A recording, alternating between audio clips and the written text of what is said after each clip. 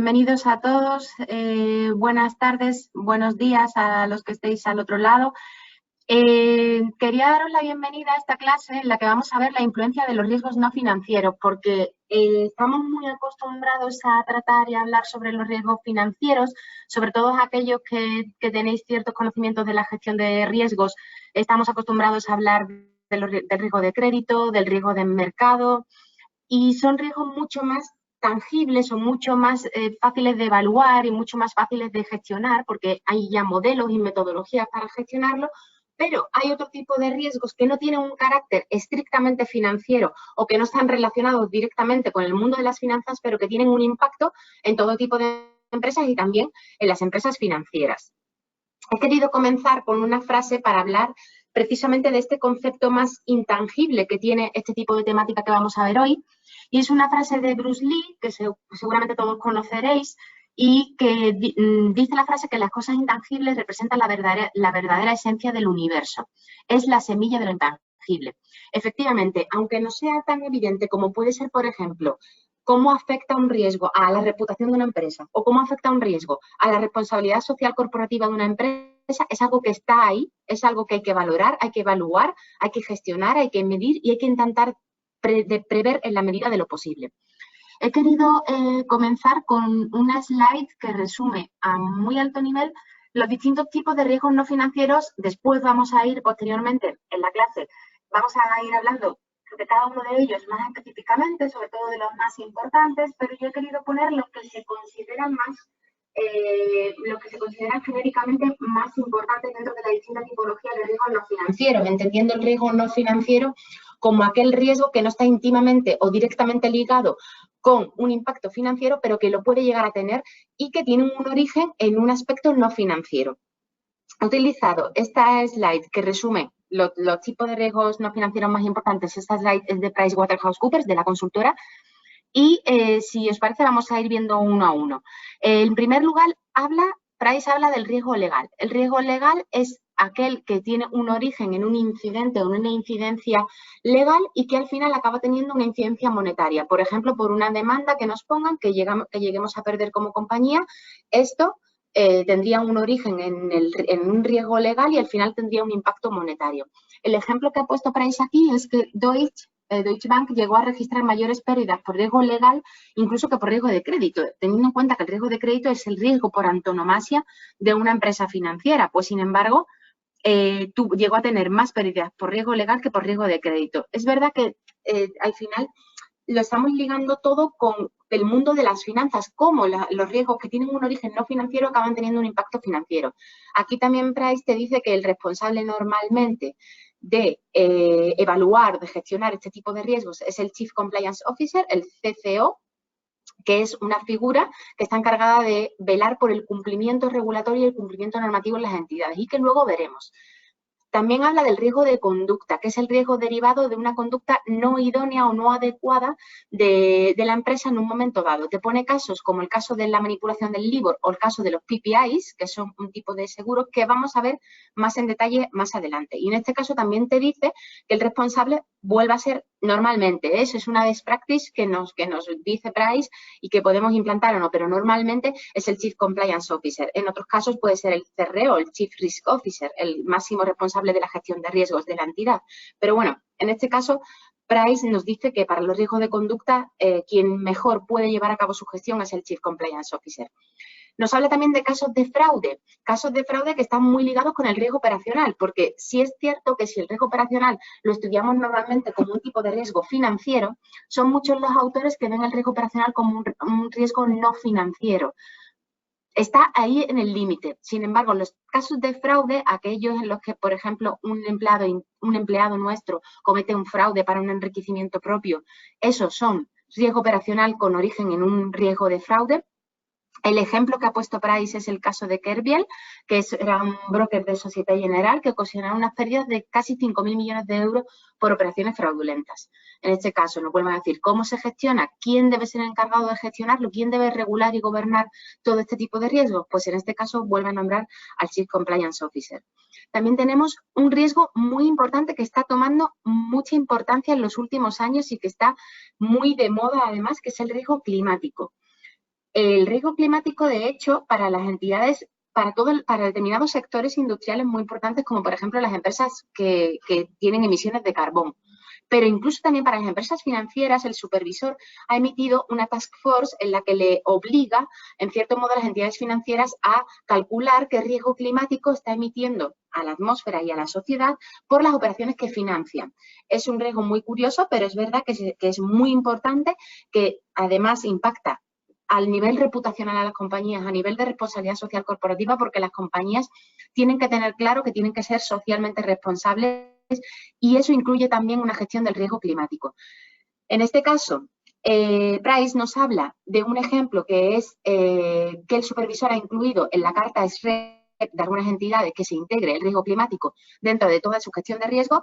El SREP es una calificación, una nota en cuanto a la gestión de riesgo se refiere, que los supervisores de las entidades financieras analizan y emiten y dicen, bueno, pues tú gestionas muy bien tus riesgos, tienes muy bien identificados tus riesgos, tienes una muy buena nota SREP, que es como se llama, o si lo gestionas de otra manera, lo gestionas peor, tienes una nota peor de SREP. Pues se ha pedido que en esa calificación de gestión de riesgos, en esa evaluación de riesgos, se incluya el riesgo climático como uno de los riesgos que deben empezar a tener en cuenta también las entidades financieras. Un riesgo muy importante y de muy alto impacto y que además es difícil de medir y difícil de gestionar, el riesgo reputacional. Evidentemente, es mucho más difícil saber qué impacto hemos tenido en la reputación de una compañía por una determinada acción que otro tipo de riesgo más claro, como el riesgo de crédito, por el caso de que un cliente no nos haya pagado un préstamo de 10.000 euros. Si no nos lo ha pagado, ya podemos evaluar cuantitativamente cuánto hemos perdido por esa operación. En el caso del riesgo reputacional es mucho más complejo y lo vamos a ver ahora en detalle. El ejemplo que te pone Price es el escándalo de una acusación de blanqueo de capitales a BPA que ha afectado en cascada a todos los bancos andorranos, a todos los bancos de Andorra. En este caso, el máximo responsable que identifica Price es el Chief Risk Officer, el máximo responsable de la gestión de riesgos de la entidad. Otro tipo de riesgos muy importantes, los riesgos estratégicos, que es cuando tomas decisiones sobre determinados riesgos que pueden llegar a tener un impacto que no es el deseado en la propia operativa y en la propia empresa. El ejemplo que te pone Price es la toma de decisiones sobre asunción de riesgos, por ejemplo, a la hora de expanderte como empresa a zonas que no son tus zonas core, tus zonas principales, te expandes y esa expansión o ese negocio no funciona correctamente. Pues esos riesgos de tu estrategia, de cómo te ves tú en los próximos años, cuáles son tu visión, tu misión para los próximos años, esos posibles fallos que se den son riesgos estratégicos. En este caso, evidentemente, por la magnitud y por cómo son los riesgos estratégicos, les corresponde al propio CEO gestionar este tipo de riesgos. También el riesgo de modelo. Normalmente la gestión de riesgos se hace con unos modelos, en el caso de riesgo de crédito y riesgo de mercado, con unos modelos cuantitativos, matemáticos y estadísticos muy probados, muy regulados, muy legislados y además muy bien fundamentados. Pues el supervisor está haciendo, a partir de, además de Basilea III, está haciendo una revisión de estos modelos. Estos modelos se están analizando a través de exámenes puntuales que hace el supervisor de las entidades financieras, que es lo que se conoce como el nombre de TRIM, y está evaluando cómo son esos modelos internos que tienen las entidades. En este caso, si el modelo tuviera algún fallo que hiciera que, por ejemplo, la entidad financiera estuviera consumiendo menos capital regulatorio, capital por riesgo de crédito del que tendría que llegar a consumir, en este caso se conoce eso como riesgo de modelo. Y al tratarse de un modelo desarrollado por riesgos y un modelo para gestionar riesgos, en este caso sí que sería el CRO el responsable de gestionar este tipo de riesgos. También tenemos el riesgo tecnológico. En este caso nos pone el ejemplo de que ING sufrió una caída de sistemas de casi un día, durante los cuales los clientes no pudieron acceder a sus cuentas. Este riesgo tecnológico, además, como vemos, lleva aparejado otro tipo de riesgos que hemos visto antes, como el riesgo reputacional, por ejemplo, como el riesgo de fraude, porque normalmente puede dar lugar, al final, esto puede dar lugar a determinado tipo de fraude que no pueda detectar la entidad en un momento dado. Está ligado con otro tipo de riesgos y, como vemos, estos riesgos son expansivos. Los riesgos no financieros se caracterizan porque son expansivos, son exponenciales y son muy difícilmente medibles. El último caso que nos plantea Price es el caso de cybersecurity, de ciberseguridad. En este caso nos pone el ejemplo de un ataque informático a HSBC que provocó la caída del servicio durante varias horas en enero de 2016. En este caso nos dice que el responsable de gestionar los riesgos de ciberseguridad es el CDO, que es el Chief Data Officer. Bueno, puede ser el jefe de la gestión de los datos en la entidad, puede ser el jefe de tecnología, podemos ver diferentes roles. Lo que sí es que al final, todo este tipo de riesgos, ya sean financieros como no financieros, los podemos intentar regular a través de la función de cumplimiento, que vamos a ver en detalle un poquito más adelante. Vamos a comenzar ahora, si queréis, hablando de riesgo reputacional. Vamos a definir primero qué es la reputación de una empresa, que es algo, como decimos, es un intangible, es algo que no se puede ver, que no se puede tocar, pero que existe. Sin embargo, podemos llegar a definirlo de una manera bastante concreta. La reputación de una empresa es la posibilidad de pérdida o merma en la reputación de una organización de forma que afecte negativamente a la percepción que toda la sociedad tiene de nuestra compañía, de nuestra empresa, de nuestra propia marca. Este efecto puede ser directo o puede ser también de un modo indirecto.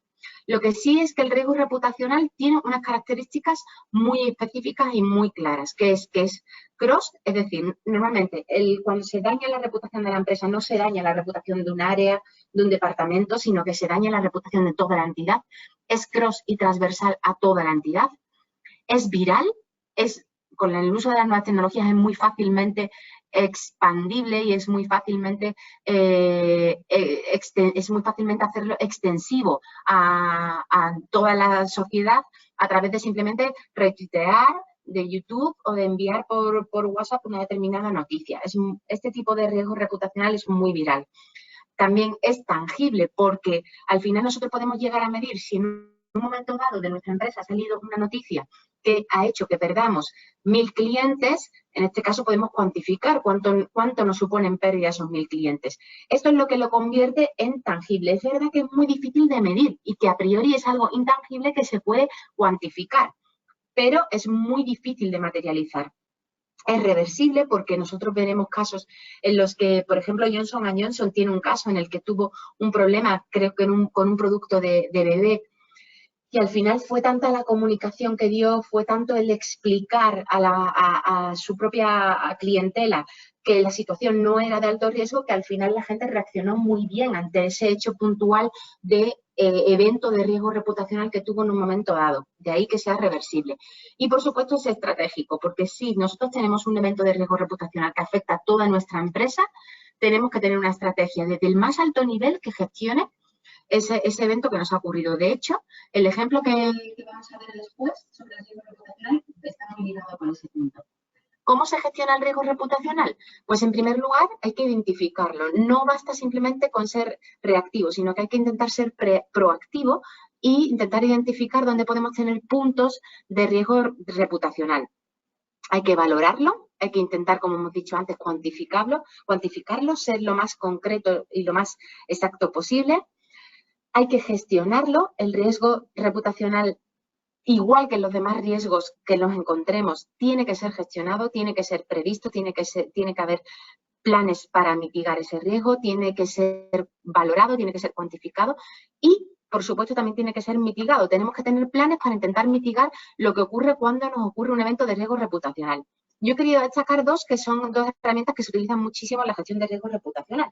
Uno son los planes de continuidad de negocio, es decir, tener un plan B que me permita en un momento dado, si yo tengo un evento que hace que, por ejemplo, no pueda emitir transferencias o mis clientes no puedan emitir transferencias si soy un banco, o mi cadena de producción se rompa si soy una empresa de producción industrial, si en este caso yo tengo un evento que hace que no pueda continuar con mi negociado, tengo que tener un plan B que me permita continuar con lo que yo estaba haciendo hasta ese momento. Esto se da mucho, por ejemplo, en las tesorerías de las entidades financieras.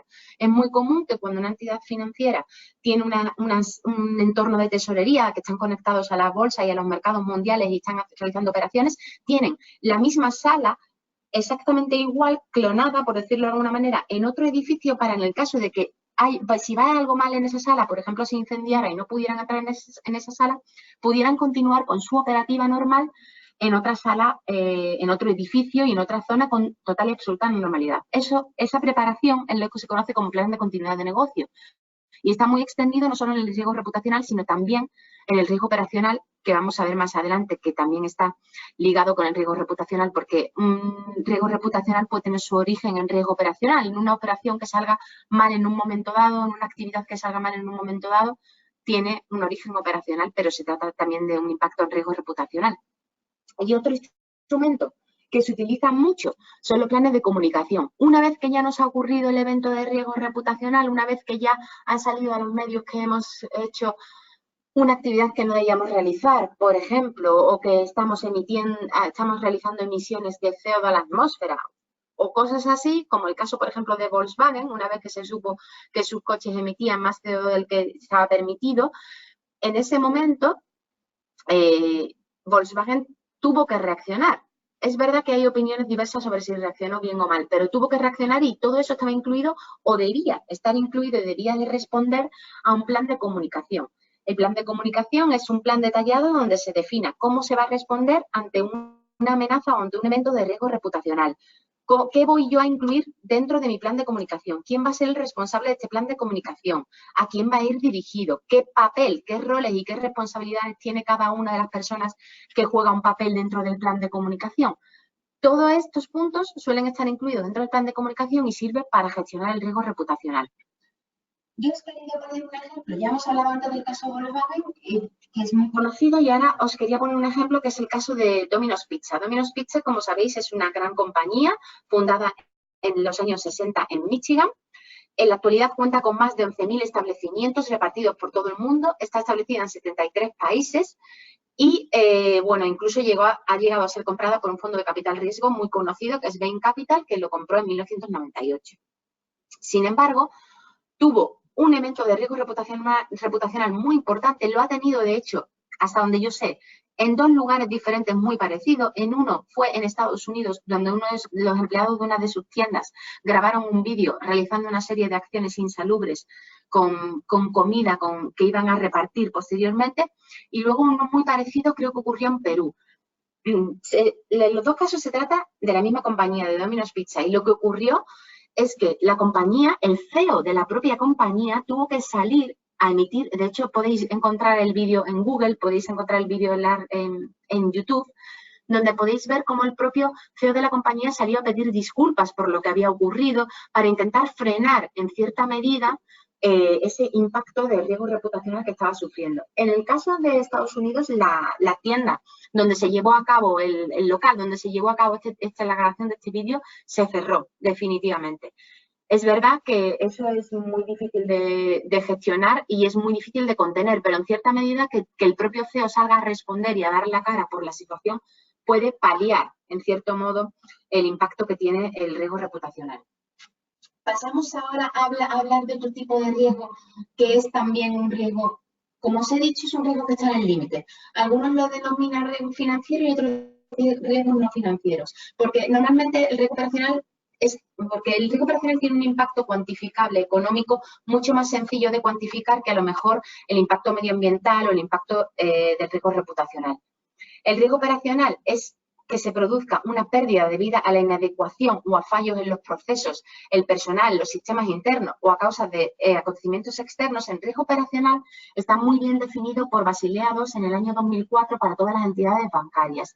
Y el riesgo operacional es, o lo definen algunos, como todo aquello que no es riesgo de crédito ni riesgo de mercado. Es verdad que es una definición demasiado extensa para el riesgo operacional, pero el riesgo operacional es todos aquellos errores, fallos que al final tienen una cuantificación económica, tienen un impacto económico en mi compañía, en mi empresa. No solo afecta a las empresas financieras, aunque esté perfectamente regulado por los supervisores, en el caso de las empresas financieras con Basilea II, como hemos dicho antes, pero afecta también a todo tipo de empresas, porque el hecho de que, por ejemplo, un empleado se caiga, se resbale porque nosotros no tenemos las medidas de seguridad bien implementadas y al final eso derive en una demanda, eso es riesgo operacional. En el caso de las entidades financieras, un billete falso que nos entregan en la sucursal, eso es riesgo operacional. Todo lo que es un riesgo de nuestra propia operativa que al final se acaba convirtiendo en algo cuantificable económicamente. En la definición de riesgo operacional se incluye el riesgo legal, que también lo hemos visto antes, como hemos dicho antes, tanto el fraude como el riesgo legal pueden tener al final y tienen un enganche muy importante con el riesgo operacional, pero se excluye el riesgo estratégico y el riesgo reputacional porque se consideran riesgos independientes del riesgo operacional. De hecho, nosotros lo hemos visto así, como riesgos independientes. Y un caso muy que se da mucho, sobre todo en las empresas financieras, es el caso del riesgo de crédito con origen operacional. ¿Qué pasa cuando un cliente mío me deja de pagar un crédito, pero además no me lo paga porque ha habido, por ejemplo, un fallo en las cláusulas, en una de las cláusulas del contrato?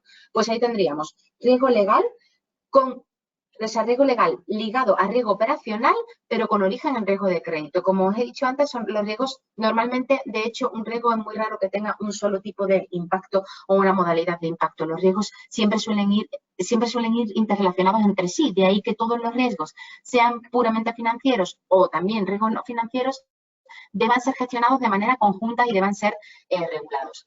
La tipología de riesgo operacional, pues yo he querido destacar aquí algunos, que son los que destaca además Basilea II. Pues daño a los activos, por ejemplo, en el caso de que nos rompan la puerta de entrada a nuestro local, en ese caso tendríamos un riesgo operacional. Fallo en los sistemas, que de pronto se nos corten todas nuestras comunicaciones, no podamos, si somos una entidad financiera, no se puedan realizar transferencias, si somos un comercio online, no podamos hacer una compra online. Esos son fallos en los sistemas y eso es riesgo operacional. Prácticas con clientes, por ejemplo, una determinada demanda que nos pongan es riesgo legal operacional, si un cliente nos pone una demanda por un hecho puntual. Fraude interno, si tenemos un cliente que lleva a cabo una actividad para un enriquecimiento propio en contra de la propia compañía, de la propia empresa, eso es fraude interno y eso se considera riesgo operacional. También relaciones laborales, el caso que hemos puesto antes, ¿qué nos ocurre si un empleado tiene un daño porque nosotros no hemos cumplido con las medidas laborales y de seguridad laboral que tenemos que cumplir? En ese caso también riesgo operacional. O fraude externo, el ejemplo que hemos puesto antes, nos entregan un billete en una sucursal que es falso y nosotros tenemos que asumir ese coste. Eso también se considera riesgo operacional. Como veis, es mucha y muy diversa la tipología de riesgo operacional que podemos encontrar y es algo que afecta a toda la tipología de empresa y es algo que muchos consideran financiero, pero en realidad, desde mi punto de vista, tiene un carácter más no financiero que financiero. ¿Cómo se gestiona el riesgo operacional? Pues el riesgo operacional se gestiona a través de 3 pilares principales. Uno es la cultura, hay que sensibilizar y dar a conocer a toda la organización, desde el empleado hasta el alto directivo, hasta el CEO, se debe dar a conocer cómo se está gestionando el riesgo operacional en la compañía. También una gestión cualitativa, se deben identificar los riesgos y valorar estos riesgos. Vamos a ver ahora una herramienta muy común que se emplea en riesgo operacional para esta gestión y también una gestión cuantitativa. Es necesario crear una base de datos de pérdidas operacionales para poder valorar, una vez que hemos tenido una pérdida por un evento de riesgo operacional, para poder valorarlo cuantitativamente y saber si ese evento nos ha costado 10 o 100 o cuánto nos ha costado. Lo que decía antes, una herramienta muy importante de gestión que se utiliza en el riesgo operacional es la matriz de riesgos. Otros lo llaman mapa del calor. En realidad lo que se hace es pintar los riesgos por su probabilidad de ocurrencia, por la probabilidad de que ocurra en base a si hay una probabilidad baja, media o alta. Yo os he puesto aquí un ejemplo extraído de Google, pero hay muchísimos ejemplos, ya lo podéis modificar.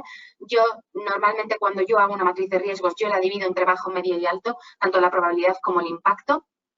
Y en este caso tenemos que ver cuál es la probabilidad que hay de que ocurra un evento de riesgo operacional en un momento dado, qué probabilidad hay de que yo al día tenga X billetes falsos entrando por mis sucursales y el impacto, si estamos hablando de un impacto bajo, si estamos hablando de billetes de 10 euros, si estamos hablando de billetes de 200 euros, ya el impacto cambia.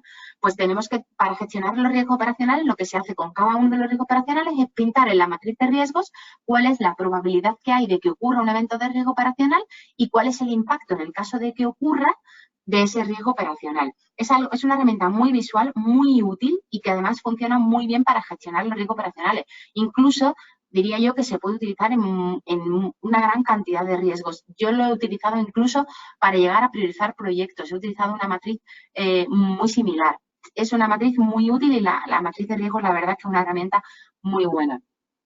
Os he querido poner un business case, un ejemplo de riesgo operacional. En este caso, os quería hablar del caso de los PPIs, que es un seguro conocido como PPI, Payment Protection Insurance, PPIs, que es un seguro que vendieron los grandes bancos británicos, lo vendieron, pero ligado normalmente a otro producto. Por ejemplo, ligado a una tarjeta de crédito, te vendo un seguro PPI. Ligado a una hipoteca, te vendo un seguro PPI. En este caso, el supervisor consideró que esta venta de seguros de esta manera ligado a otro producto no era una venta transparente, no se estaba protegiendo al cliente, aparte de que estos productos en concreto en UK, estos productos, estos PPIs tenían unos tipos, unos tipos de interés que se estaban cobrando por estos productos altísimos, eran productos muy caros que además tenían, al final, eran muy pocas las veces que el seguro tenía que hacerse cargo de compensar el cobro del seguro. Sin embargo, tenían unas primas muy altas, muy elevadas, pero no fue por esto por lo que el supervisor puso multas y pidió a las entidades financieras que indemnizaran, sino fue por el hecho de la forma en la que se hacía la venta.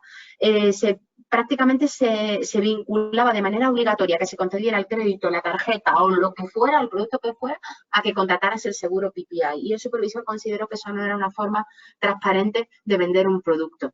De ahí que muchos bancos, en 2016, grandes bancos británicos tuvieron que provisionar casi 50.000 millones por las posibles reclamaciones. Este es un ejemplo paradigmático que se pone siempre y un ejemplo muy claro que se pone cuando estamos hablando de riesgo operacional.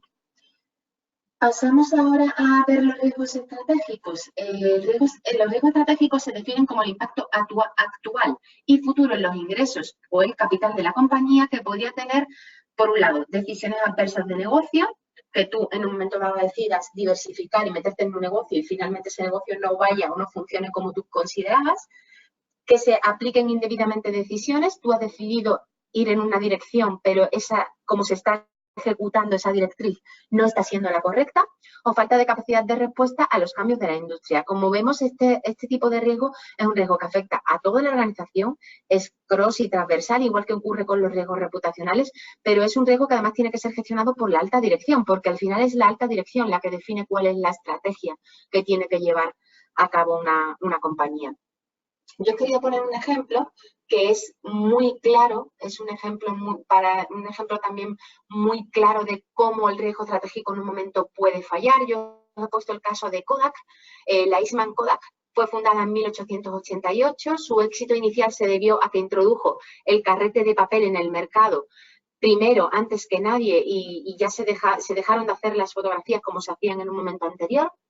Kodak disfrutó durante 130 años de una posición absolutamente envidiable en el mercado, era el líder con un monopolio del 70% de cuota de mercado, ocupaba la posición número 18 según la revista Sorbet de mayores empresas norteamericanas, pero sin embargo, la acción de Kodak pasó de cotizar $30 en 2004 a cotizar 27 centavos en 2012. Como sabemos, Kodak de hecho ya no es la gran compañía que ha sido.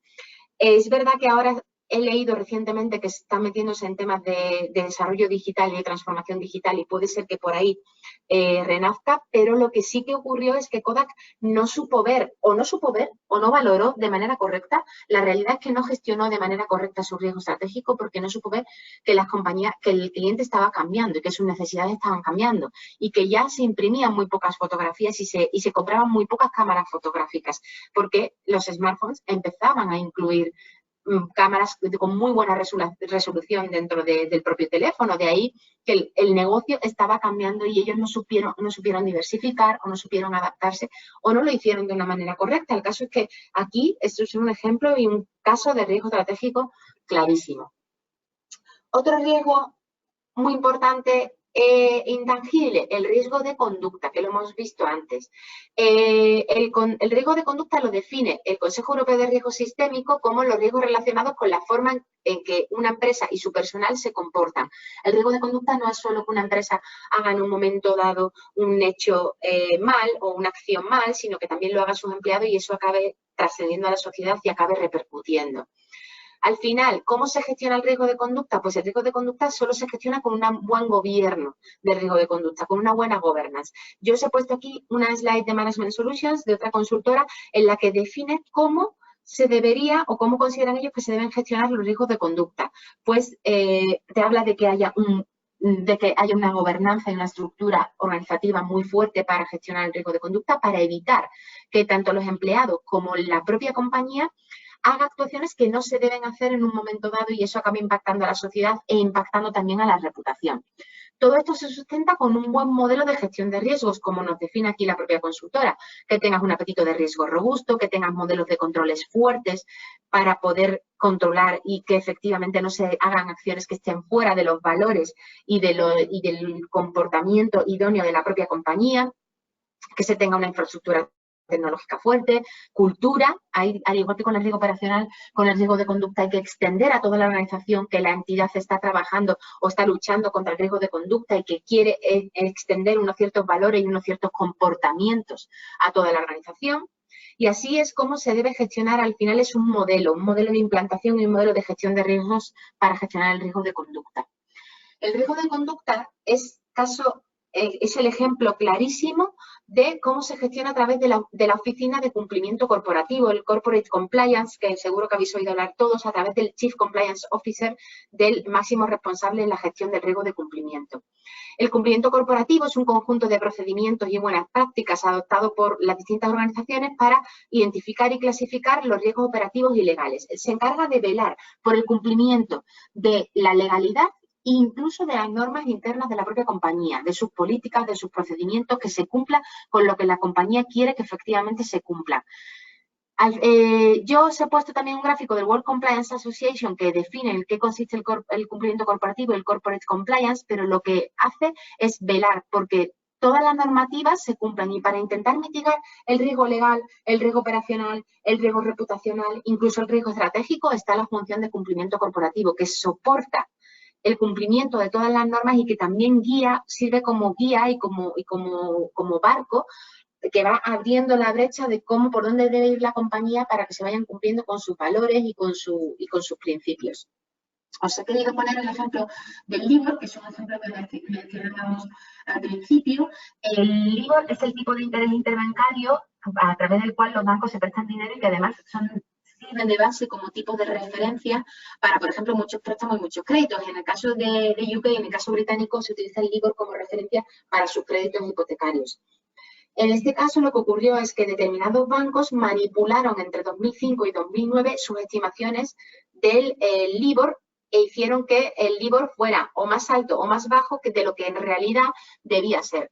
Por esto, al final, entidades financieras importantes de UK fueron sancionadas y fue un caso además que tuvo un impacto reputacional muy amplio. De hecho, recientemente están trabajando el supervisor y las entidades financieras por cambiar los índices de referencia, el LIBOR probablemente se cambie para intentar dar una valoración más objetiva, porque esto se hace con valoración ex post, en la que se intenta ver qué cotización va a tener el LIBOR en un momento dado. Lo que hicieron muchas entidades financieras en UK es que manipularon este LIBOR de tal manera que los índices de referencia en determinados momentos salían más altos o más bajos que la realidad. Esto es lo que se pretende evitar y, de hecho, el supervisor y las entidades financieras están trabajando para intentar evitar este tipo de situaciones. Otro riesgo importante del que os quería hablar es el riesgo de ciberseguridad. La ciberseguridad nace como respuesta por supuesto, a toda la digitalización. A partir de ahora, como sabemos, todo está conectado. Es verdad que hay sistemas muy seguros, como el sistema de blockchain, que seguro que conoceréis, que son difíciles de hackear, pero la realidad es que una de las grandes debilidades que tiene la digitalización es que es hackeable. Y eso afecta a determinadas compañías, afecta a todas las compañías, de hecho, a unas más que otras, porque unas tratan datos más sensibles del cliente que otros, pero afecta a todas las compañías.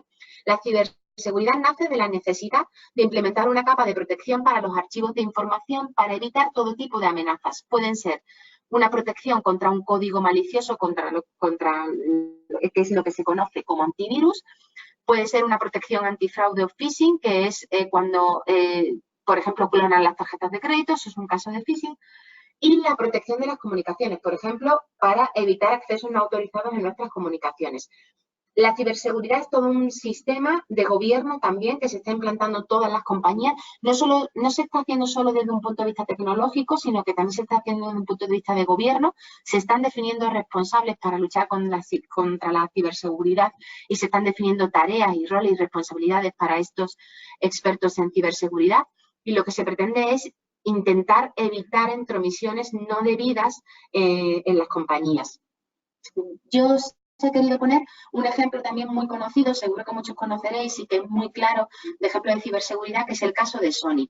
El 17 de abril de 2011, Sony fue víctima de un ciberataque por parte de hackers anónimos que derivó en el robo de datos personales y bancarios de 77 millones de usuarios de todo el mundo. En este caso eran usuarios de la PlayStation. Imaginaros la gran cantidad de usuarios que tiene PlayStation, pues se robaron sus datos personales y bancarios.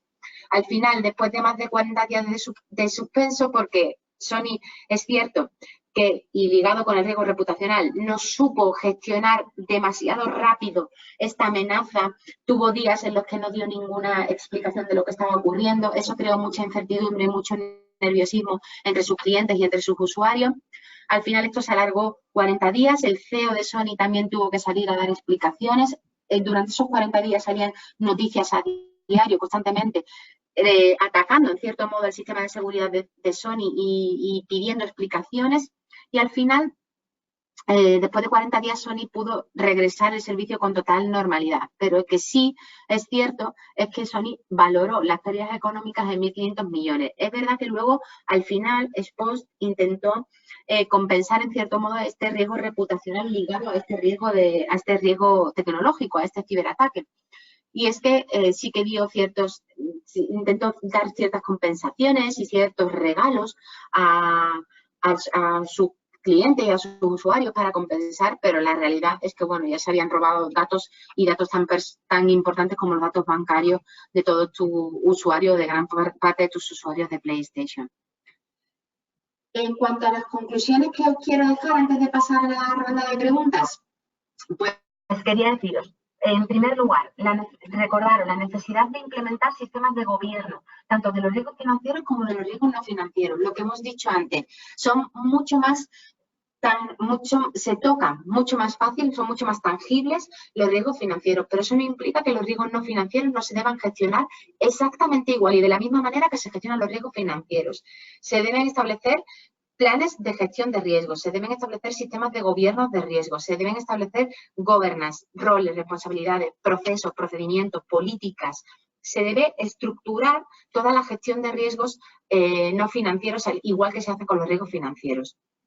También destacaros la importancia del impacto que estos riesgos pueden tener en una organización. Como hemos dicho antes y hemos visto claros ejemplos, por cada uno de los riesgos hemos visto ejemplos, de hecho, de grandes empresas en las que el impacto que tuvo fue un impacto muy alto. Recordad el impacto de Sony, un impacto muy elevado y un impacto real, cuantificable y un impacto económico alto. Que son riesgos difíciles de medir, pero son cuantificables. Como hemos dicho antes, el riesgo reputacional, yo me lo planteo como una compañía que intenta ver cuál es el cuantificar económicamente.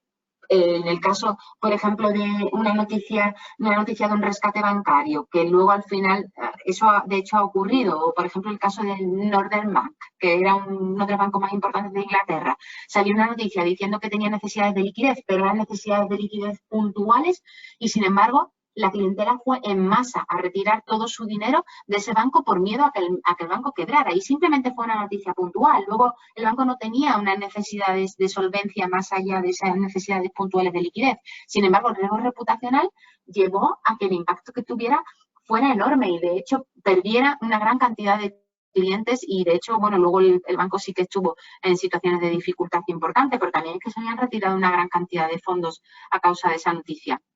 De ahí que, bueno, son riesgos difíciles de medir porque tú dices, vale, ¿cómo afecta o cuáles son cómo afecta además a esos clientes que, sin embargo, no han dejado de ser mis clientes por un impacto de riesgo reputacional, pero sí se han planteado no tener más operativa conmigo, no crecer en productos conmigo, no comprarme más productos, aunque sigan siendo mis clientes? ¿Cómo mides eso? Eso hace que sea realmente el riesgo de reputación muy difícil de medir, pero es cuantificable en cualquier caso.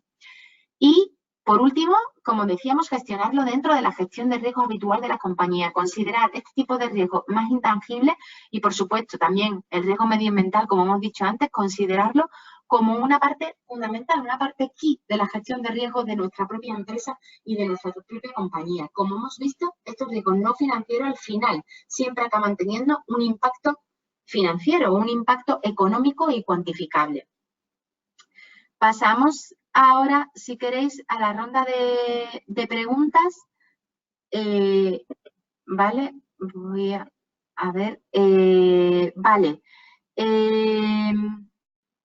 Pues, a ver, decidme, podéis hacer vuestras preguntas y yo las voy intentando responder. Vale, un segundo, que veo que ya hay preguntas. Vale, vamos a ver. Hay muchas preguntas, voy a ver si puedo ir seleccionando algunas. Vale, nos dice Luis. En Perú tuvimos un caso con Corporación Gloria, que son la empresa pionera de productos lácteos y derivados. Un producto de leche evaporada de la marca Pura Vida ocasionó una gran crisis, ya que si bien se vendía como leche de vaca, era en realidad una mezcla láctea.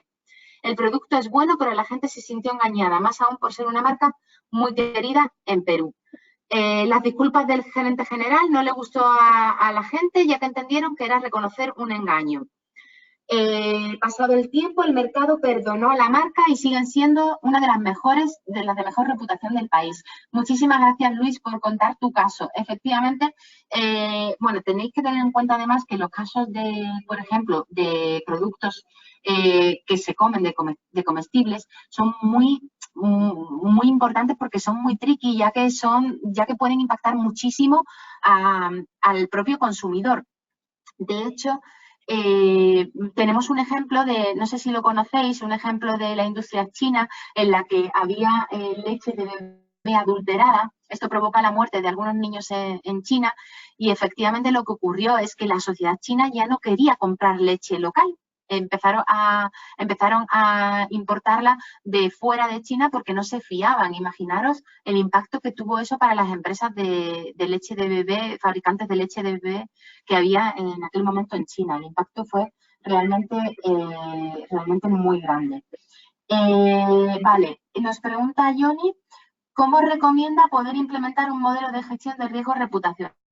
Pues yo recomiendo implementar el modelo de gestión de riesgo reputacional a través del Chief Compliance Officer, implantar una organización, una función de cumplimiento corporativo que esté liderada por el jefe o el supervisor, el jefe máximo responsable de cumplimiento, que es el Chief Compliance Officer, que empiece a analizar, como hemos visto, a intentar cuantificar cuáles son los eventos que a mi compañía, dependiendo de mis características, me pueden llegar a afectar o se pueden llegar a convertir en un evento de riesgo reputacional. A partir de ahí, intentar valorar su impacto y su probabilidad de ocurrencia, exactamente igual que hacíamos con el riesgo operacional, e intentar cuantificarlo, intentar prepararnos y prever y pintar nuestro mapa de riesgos reputacionales para intentar prever cómo se podría llegar a materializar eso en el futuro.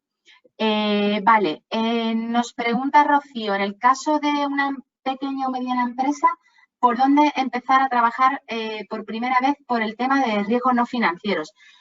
Pues Rocío, yo creo que en el caso de una pequeña o mediana empresa, empezar a trabajar quizás por los riesgos legales y por los riesgos operacionales, porque son al final los que están obligados o a los que estamos obligados por temas legales y los que pueden al final tener un impacto económico de una multa, una sanción. Yo comenzaría a trabajar por ahí y empezaría a ver cuál es el tipo de evento de riesgo operacional que por mi operativa más puede llegar a fallar, cuáles son los procesos que más pueden llegar a fallar o cuáles son incluso las legislaciones que a lo mejor no estoy considerando pero me pueden llegar a impactar, como puede ser, por ejemplo, los temas de protección de datos, los temas de blanqueo de capitales. Empezar por ese tipo de riesgos que son más previsibles y más cuantificables, por lo que yo haría en caso de una pequeña o mediana empresa. Nos pregunta Orlando, en este contexto, ¿dónde quedaría el riesgo de lavado de activos? El cual no se ha mencionado en la exposición.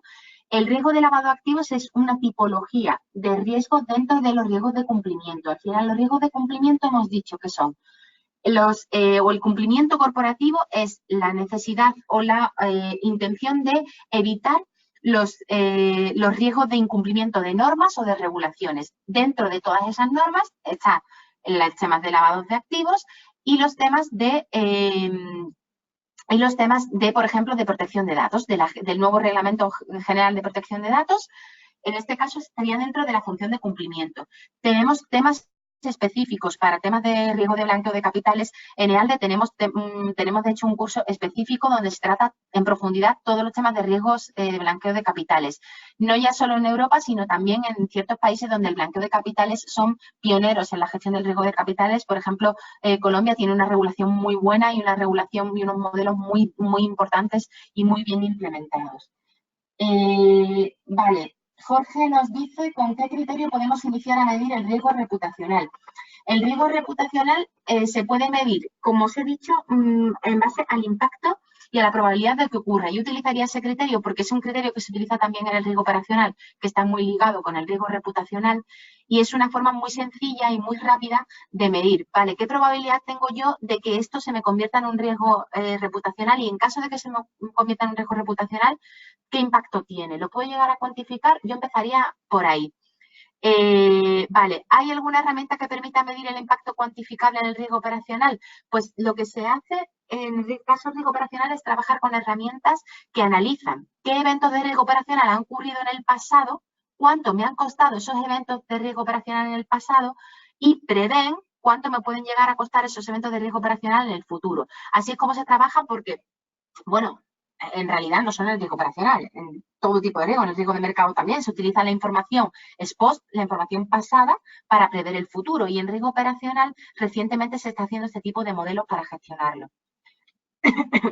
Vale, Ingrid nos pregunta, ¿cómo analizan las entidades financieras la utilización de las criptomonedas y qué riesgos se contemplan con respecto a ellas? Pues Ingrid, las criptomonedas es algo que todavía está por regular. A ver, quiero decir, evidentemente, tú tienes que pagar impuestos por los activos que tengas en criptomonedas, exactamente igual que si los tuvieras en cualquier otro tipo de activo que tú tuvieras, o si lo tuvieras en una moneda de curso legal. Pero es verdad que todavía falta mucho por regular. Algunas entidades financieras lo que hacen es que no quieren trabajar con criptomonedas o no quieren emitir transferencias a partir de una cierta cantidad con criptomonedas, porque además ahí hay un riesgo muy importante, que tú nos preguntas cuáles son los riesgos que hay respecto a ella, y es el riesgo de blanqueo de capitales. Efectivamente, las nuevas normativas de riesgo de blanqueo de capitales están encaminadas a luchar contra el blanqueo de capitales a través de criptomonedas, pero las entidades financieras aún están aplicando o están aprendiendo a trabajar con las criptomonedas, aprendiendo a trabajar con el blockchain y aprendiendo a trabajar con la nueva regulación de blanqueo de capitales. Y en cualquier caso, yo personalmente opino que las criptomonedas se van a regular mucho más allá del blanqueo de capitales, se van a regular su funcionamiento y su gestión. Seguro, vamos, estoy convencido de ello. Vale, nos pregunta Antonio respecto al riesgo de blanqueo de capitales y financiación del terrorismo, en el caso de HSBC, que se volvió riesgo reputacional ilegal, ¿fue un riesgo operativo con toma de posición de riesgo? Pues en el caso de blanqueo de capitales se considera también un tema de riesgo operacional y tuvo un impacto en riesgo reputacional. Y sí, fue un caso de riesgo operativo, porque al final, si tú no gestionas bien tus sistemas o tus herramientas para luchar contra el blanqueo de capitales, es un fallo en tus procesos y es un evento de riesgo operacional. Desde mi punto de vista, sí, clarísimamente. Vale, ¿cómo es factible? Veo que algunos decís que no se escucha y otros creo que sí. Espero que ahora sí me estéis escuchando. Vale, Jonathan nos pregunta, ¿cómo es factible gestionar los riesgos de carácter reputacional cuando estás en una industria muy regulada y que los clientes muchas veces no entiendan a esa componente? Efectivamente, Jonathan, eso pasa, por ejemplo, en las empresas farmacéuticas, en las empresas financieras, en las empresas aseguradoras. Son sectores muy, muy regulados. ¿Cómo gestionarlo en el caso en estos casos en los que las empresas están muy reguladas? Pues lo que hacen las entidades financieras es que efectivamente cuanto más regulada está, más control tienen que tener del riesgo reputacional. Es verdad que a veces el cliente no entiende que, por ejemplo, es verdad, pasan muchos clientes que hay una normativa, por ejemplo, en el caso de las entidades financieras, que cuando tú vas a contratar un producto, te tienen que pasar un test de conveniencia y de idoneidad para ver que efectivamente tú estás entendiendo lo que estás comprando, y a muchos clientes les resulta tedioso y les resulta muy pesado tener que pasarle este test, y puede llegar a entender que no lo comprenda. Pero yo creo que al final, con un buen plan de comunicación y explicando al cliente que tú lo que estás haciendo, es efectivamente intentar velar por su bienestar o intentar velar por la protección al consumidor, yo creo que puede ser un buen modo a través del plan de comunicación para gestionar este tipo de situaciones. Vale. Nos pregunta Claudia, si no se utilizan datos históricos, ¿cómo cuantificar el riesgo operacional? Si no se utilizan datos históricos, se utiliza la matriz de impacto, se estima, con una matriz de impacto de probabilidad con una matriz de probabilidad y de impacto. Se estima, se ve cuál es la probabilidad de que me ocurra determinado evento y qué impacto tendría ese evento en un momento determinado. De todas maneras, en el caso de las entidades financieras, ya regulatoriamente tienen que tener bases de datos históricos, y en el caso de otras empresas que no la tengan, se hace un mapa de riesgos, se levantan cuáles son los riesgos operacionales que tengo y se hace una matriz de riesgo asociado a ese mapa de riesgos. Vale. Nos dice Antonio, por ser too big to fail, demasiado grande para dejarlo caer, demasiado grande para quebrar, este tipo de empresas, como se vio en el pasado, puede superar este tipo de riesgo, pero ¿cómo se pudo medir el impacto que tuvo? Antonio, es muy buena pregunta, porque sí que hemos visto que, entiendo que tu pregunta va ligada al caso, por ejemplo, de los rescates bancarios. Aquellas entidades financieras que eran muy grandes como para dejarlas quebrar, y esto hizo que los estados salieran a su rescate para evitar que quebraran. Lo que se dice respecto a la regulación, al impacto de los riesgos financieros y no financieros, es que la regulación no era lo suficientemente robusta para hacer frente a una situación de crisis como la que se originó en 2008. Efectivamente, cuando la regulación no es suficiente para prever los riesgos financieros, imagínate en el caso de los riesgos no financieros. De hecho, el riesgo reputacional era un riesgo que a la gente no prestaba atención hace unos años. Sí empezó a prestar atención a partir de la crisis, pero antes no se gestionaba. En muchos casos pensaban que era suficiente con gestionar con más ahínco el riesgo de crédito, el riesgo de mercado, otro tipo de riesgos. De ahí que si fue difícil o se piensa que la regulación no fue suficiente para los riesgos financieros, imagínate para el caso de los riesgos no financieros. Vale. Al hablar de oficina de cumplimiento, ¿se refiere a un área de prevención de lavado de dinero u otro oficial de cumplimiento normativo corporativo? Diego, cuando yo digo la oficina de cumplimiento, me refiero a un área dentro de la compañía que se encarga del cumplimiento de las normas y de las políticas internas de la compañía. Y dentro de esas normas por las que vela está el área de prevención de lavado y la norma de antiblanqueo de capitales, anti-money laundering. Vale.